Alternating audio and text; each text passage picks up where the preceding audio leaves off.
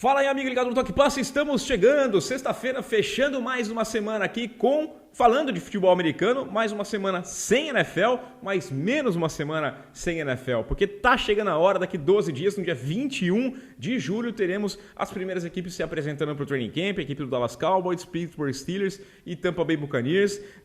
Daqui um mês, daqui 4 semanas, aliás, a gente está conversando sobre o jogo do Hall da Fama, né, que vai ser um jogo fraco, é claro, um jogo sempre é ruim, mas futebol americano, tá voltando e é por isso mesmo que eu peço a sua colaboração com o Toque Passa para o canal crescer ainda mais e o assunto e o bate-papo ficar ainda melhor quando a temporada começar lá no mês de setembro. Então eu peço para você curtir o vídeo, assinar o canal, compartilhar o Toque Passa e deixar o seu comentário aqui embaixo.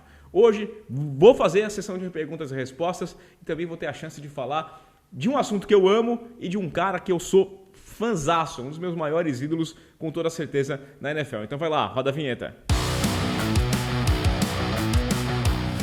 Começando aqui com a nossa tradicional rodada de salves, aqui mandando um abraço para Jamile Priscila, de Recife, no Pernambuco, a torcedora dos Chiefs, ela que foi a primeira a mandar mensagem lá no vídeo da quarta-feira. Então um salve para Recife, que tá sempre em peso aqui no Toque Passa. Um grande salve, Jamile. Pro Bruno Almeida, de Santa Maria, do Rio Grande do Sul. Ele que é torcedor dos Ravens e tá empolgado com o Lamar Jackson, hein? Tá achando que vai voltar no ritmo de MVP.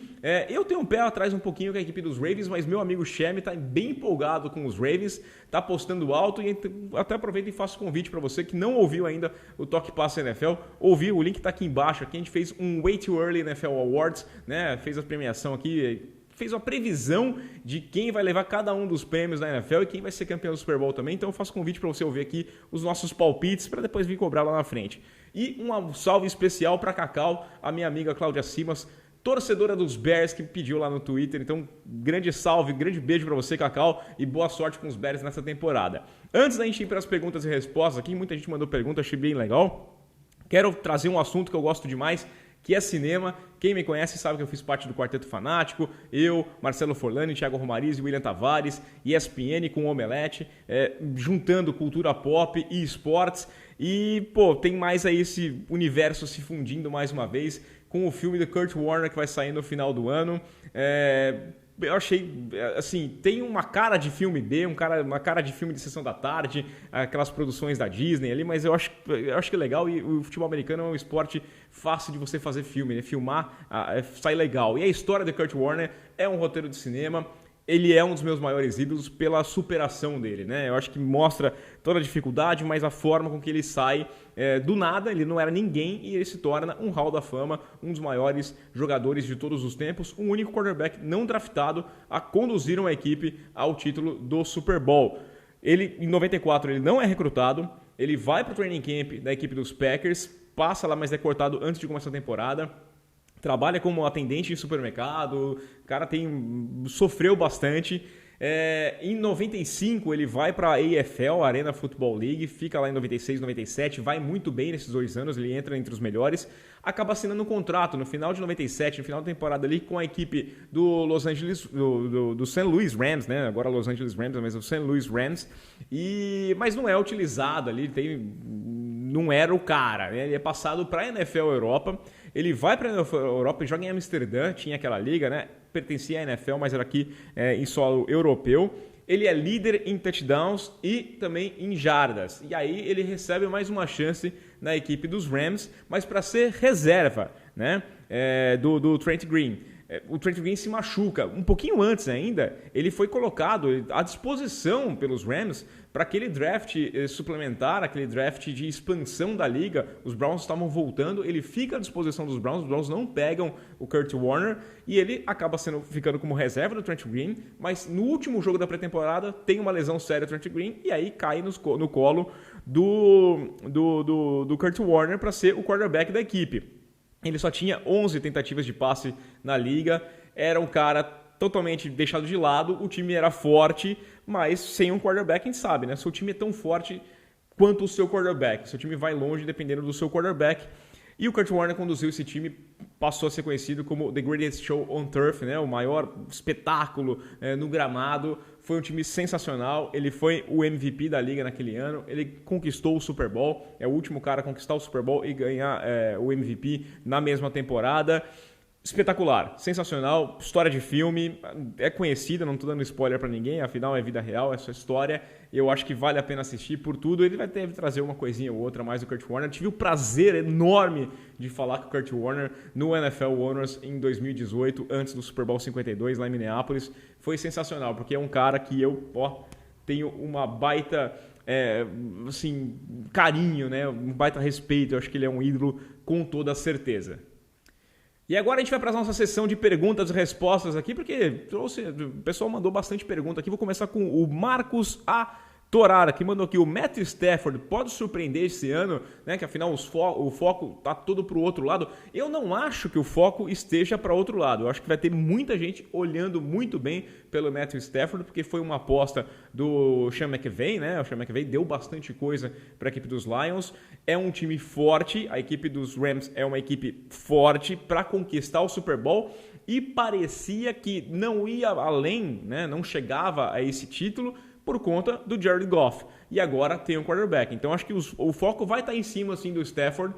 A diferença é que o Stafford, para mim, ele era um cara bom que estava preso num time fraco. Enquanto isso, você tinha um time forte preso com um quarterback fraco. Agora você junta esses dois mundos. Então eu aposto, eu acho que vai sim.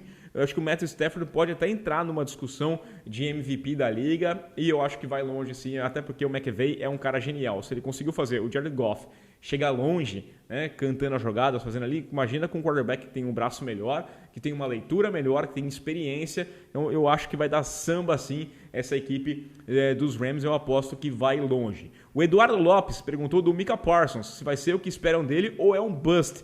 E também perguntou se o extracampo melhorou. Bom, neste momento a gente não tem muito o que falar de extracampo, né? Porque se o cara não se controlar nesse pequeno período até começar a temporada, tem que botar a cabeça no lugar, tá? Na NFL vai ganhar um contrato maravilhoso, tem que pensar na grana que vai receber. Eu acho que ele vai ser muito bom. Eu coloco ele aí como candidato a calouro defensivo da temporada. Eu vejo ele é talentosíssimo, mas precisa ter cabeça no lugar. A gente nunca sabe, é difícil fazer uma aposta, né? Tá calmo por um momento e de repente aparece uma besteira, ou então começa a temporada, começa a ouvir muitos elogios e o cara se perde completamente. Eu aposto que o Micah Parsons vai ser sim um bom jogador da NFL.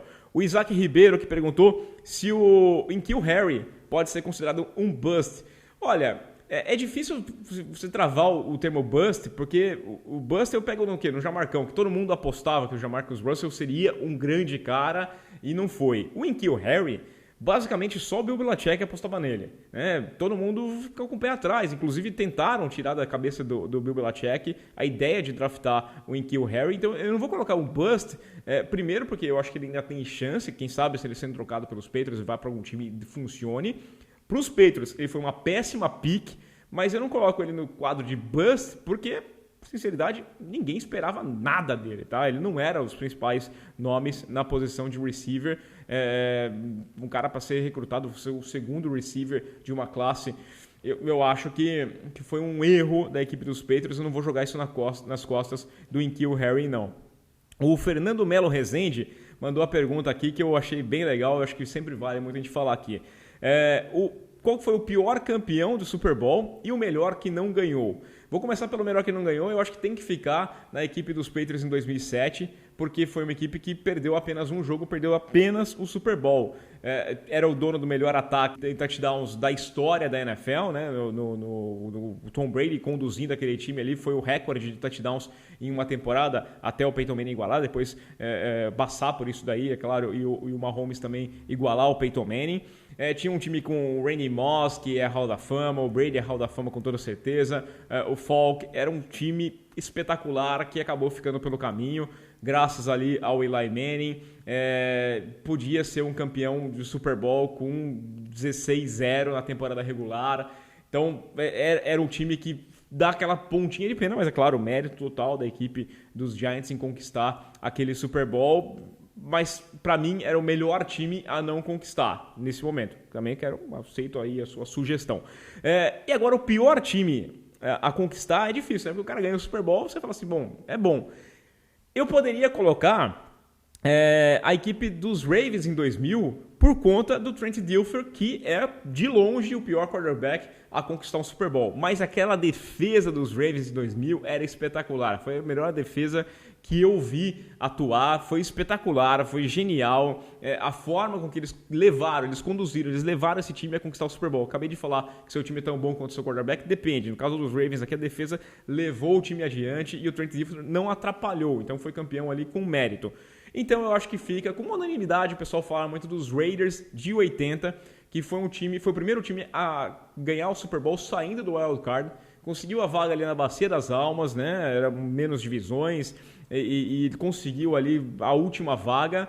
Não era um grande time, não era um time mesmo, e o Jim Plunkett não era um quarterback maravilhoso, né? Ele era um cara fraco, com um time que não foi também, mas aí chega mata-mata, né? Mata-mata, é o que a gente fala, mata-mata e pontos corridos. Mata-mata não é justiça, mata-mata quem tá bem naquele momento, tem os dias bons e funciona. Então eu vou ficar com a equipe dos Raiders de 80, por mais que eu ache uma maldade você falar isso, mas dentro de um ranking de times campeões, tem que ter aquele que é o menos bom, né? Foi campeão, claro, tem o mérito, mas não era um time para ser lembrado, cantado aí, a equipe dos Raiders de 80. Quero saber a sua opinião, deixe aí o seu comentário, faça a sua pergunta e a gente volta na semana que vem. Valeu, bom final de semana!